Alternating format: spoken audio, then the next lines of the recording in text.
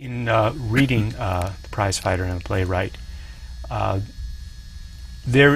also knowing of Shaw, when it came to issues of metaphysics or religion, he clearly had a point of view, but I understand that through life circumstances, there were, let's say a challenge, per se, from the Tunney household with regards to religion? Yes, there was a challenge, depending on just how you mean that. But well, your dad was a devout Roman Catholic.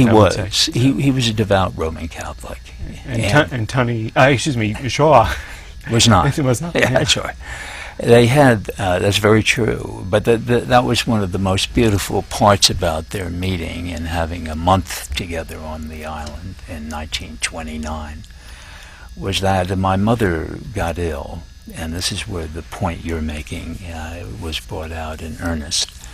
My mother got very ill, and it looked like she was going to die, and there seemed to be nothing left in order to save her. It was too late in the game to try to take her to the mainland. The pain was too great. And in those days, people died of what mother was bothered by, and it was acute appendicitis. But that was a very intense malady to have in those days. You died often from it. In fact, Tex Rickard, the great promoter at that moment, died just a month later from the very same thing back in the United States. Dad and Shaw, Dad was mortified, didn't know what to do, and finally it was recommended. He was a Roman Catholic. There was one thing to do, and that was to pray. That was about the only thing left to do, and so Shaw was very beholden to him and very encouraging of it. And they were able to go to a church, San Rocco Chapel, that had been built in 1504, an old, musty, run-down church there on the island. And Dad was in there, and Shaw was there too, and Shaw took him in, and they sat there, and Dad did the praying, Shaw observing. Shaw is still an atheist, mind you. He's not going to go that route. But then Dad prayed, and the very next morning come two doctors from Germany, Meyer, their names. One was a specialist in, of all things, appendectomies. And it was just astonishing. And before they even checked into the hotel, there was this great rush to get them over to the villa where my mother and Dad were living.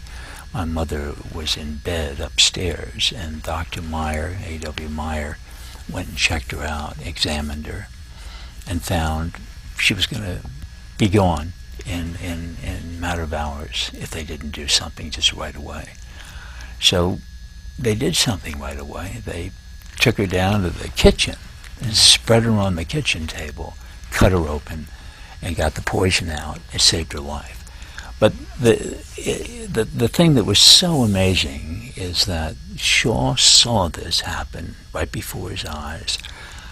As soon as Dad prayed, this power of prayer suddenly was existent, suddenly was there. It was like, for Shaw, the atheist, the great atheist, it was like an epiphany. Absolute epiphany. And that's what this story, why this story is so monumental and so fascinating. And for Dad, of course, it was too. Dad had been sliding a little bit away from the church. He had been former undefeated champion and felt that maybe he didn't need the churches quite as much as he had as a child. But this put him back into the church in a big way.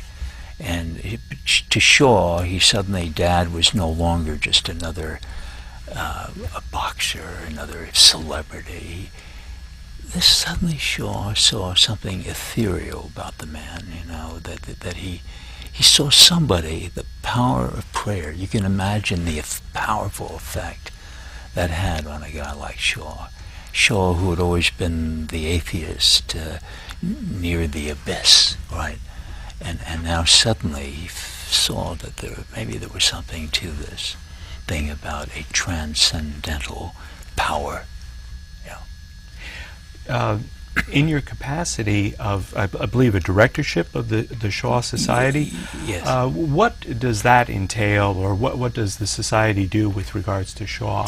There are two, actually. There's an International Shaw Society, and I'm vice president of that.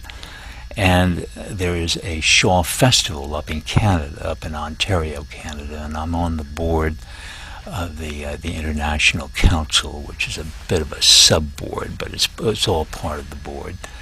And that's a repertory theater up in Canada, and the very best. It's really terrific. It's like Shakespeare up north, about 3 hours north, the Shakespeare Festival up there, and Shaw Festival is right near Buffalo, about an hour north, right across the border in Niagara-on-the-Lake, it's called. It's a gorgeous place where there are 3 plays, and you go up there through the season, and you go to one theater after another. There's a Shaw play, or an Noel Coward play, or of that age, playwrights of that age. And it's just gorgeous. And so what I do, say, for the Shaw Festival is to bring an international presence to the board with people that I've met and known throughout my life, not just in the United States, but in Japan and in Europe and places like that. I'm able to bring a flavor of the international thing to the Shaw Festival, and they want that because they're kind of ensconced up there in the Ontario province of Canada, and they have other people on the board too that help out in the same way. But they think that my experience has been rather unique, and plus the fact that my father is the only guy around in this day and age that knew Shaw. Actually knew him personally in a very close kind of way, so that has helped. I think my book has helped plenty open up the doors to Shaw as a human being, rather than the great encyclopedic genius that he is always to everybody, the great raconteur and the great playwright, and he showed his human side. He was an emotional man. So nobody understood. They thought he had ink running through his veins instead of blood. No. He really, and Dad showed that. So for the International Shaw Society, that's a society that tries to spread the word of Shaw's writing. They don't care so much about maybe the human quality so much as what came out of his brain. And plenty came out of his brain. It's enough to keep the Shaw societies in England and in Japan and in the United States very, very busy doing his plays and showing what he had to say, which was plenty.